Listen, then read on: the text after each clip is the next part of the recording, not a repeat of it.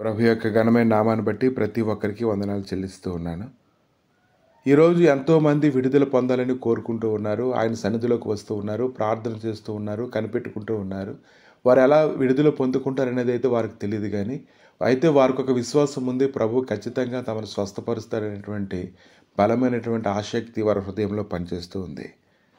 ప్రతి విధమైన సమస్యలన్నింటిలోంచి విడిపించబడాలని అనుదినము అనేక మంది ఆయన గుమ్మం గడపల వద్ద కనిపెట్టుకొని ఆయన కొరకు ఆలోచన చేస్తూ ఉన్నారు. మత్తయి సువార్త 20:28 మనుష్య కుమారుడు పరిచారం చేయించుకుంటూ రాలేదు, కానీ పరిచారం చేయుటకును అనేకులకు ప్రతిగా విమోచన క్రయధనముగా తన ప్రాణం ఇచ్చుటకు వచ్చెను.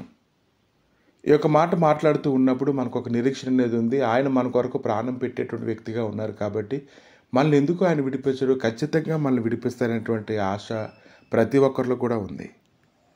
మత్తయి సువార్త 9:1 కొన్ని వచనాలు చూసినప్పుడు పక్షవాయు కలిగినటువంటి ఒక వ్యక్తిని కొంతమంది వ్యక్తులు మోసుకొని వచ్చినప్పుడు అక్కడ లోపలికి వెళ్ళడానికే స్థలం లేనప్పటికీ వారు ఎంతగానో ప్రయాసపడుతూ ఉన్నారు. పక్షవాయువు కలిగినటువంటి వ్యక్తికి అయితే తాను విడుదల పొందుతాడో లేదో కూడా తెలియదు, కానీ తీసుకొని వచ్చినటువంటి వారిని బట్టి అతడు మౌనంగానే ఉన్నాడు. అక్కడ అంతమంది జనాలతో కిక్కిరిసిపోతూ ఉన్నప్పుడు ప్రభు అయితే ఒక మాట మాట్లాడాడు. ఆయన నువ్వు స్వస్థపరచబడతామని మరేదో అతను చెప్పలేదు, కానీ నా కుమారుడా నీ పాపములు క్షమించబడ్డాయి, లేచి నీ పరుపెత్తుకునేటువంటి మాట అక్కడ మనం ఆయన మాట్లాడడం చూస్తూ ఉన్నాం. కానీ అక్కడ ఎంత సులువుగా కార్యం జరిగిందంటే చాలా సులువుగా కార్యం జరిగింది. పక్షవాయు కలిగినటువంటి వ్యక్తి ఆయన మాట చొప్పున లేచాడు, తన పరుపెత్తుకున్నాడు, నడవడం ప్రారంభించాడు. అక్కడ ఉన్నటువంటి వారందరూ ఒకటే అనుకున్నారు, పాపములు క్షమించడానికి ఇతనికి అంత అధికారం ఎక్కడి నుంచి వచ్చింది? కానీ తీసుకొచ్చినటువంటి వారి విశ్వాసాన్ని బట్టి ఆయన ఎంతగానో సంతోషపడ్డారు. వారి విశ్వాసాన్ని బట్టి అక్కడ గొప్ప కార్యాన్ని చేయడాన్ని మనం చూస్తూ ఉన్నాము. ఆయనకి అన్నిటి మీద అధికారం ఉందని ఏదైనా మనం తెలుసుకోగలగాలి. ముఖ్యంగా అక్కడ ఉన్నటువంటి వారందరికీ అర్థం కావాల్సినటువంటి విషయం ఏంటంటే, మన పాపములు ఈరోజు క్షమించబడితే మనం ఏవైతే పోగొట్టుకున్నామో వాటన్నిటిని కూడా మరలా మనం పొందుకుంటామని మనం తెలుసుకోగలగాలి. అందుకే ప్రతి ఒక్కరికి ఆయన చెప్పేది ఒకటే మాట, మీ పాపములు ఒప్పుకోండి, మీ పాపములు ఒప్పుకోండి, మీ పాపములు అవి ఎటువంటివి అయినప్పటికీ కూడా క్షమించబడితే వాటిని ఒప్పుకొని విడిచిపెట్టండి అనేటువంటి మాట ఆయన ఎంతోమందికి ప్రకటిస్తూ ఉన్నారు. మీరు ఎలాంటి సంగతులు మీ హృదయంలో ఎందుకు ఆలోచించుకుంటున్నారు? ఈ పక్షవాయు కలవంతో నీ పాపములు క్షమించబడి ఉన్నట్టు చెప్పుడు సులభమా, లేక నీవు లేచి నీ పరుపెత్తుకు నడవమని చెప్పుడు సులభమా అని ఆయన మాట్లాడుతూ ఉన్నారు.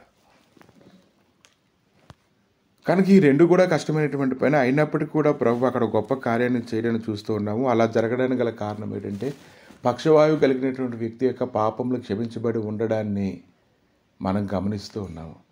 కనుక ఈరోజు ప్రతి ఒక్కరి జీవితంలో ఇంకా ఆటంకములు, ఇంకా బలహీనతలు పనిచేస్తూ ఉన్నాయంటే పాపం యొక్క శక్తి. కనుక మన పాపములను ఆయన సన్నిధిలో ఒప్పుకున్నట్లయితే మనం ఖచ్చితంగా అన్ని విషయాల్లో విడుదల పొందుకుంటాము. మనం ఏవైతే పోగొట్టుకున్నామో మరలా మనం వాటిని పొందుకుంటాం, అన్నిటినీ మనం పొందుకుంటాం.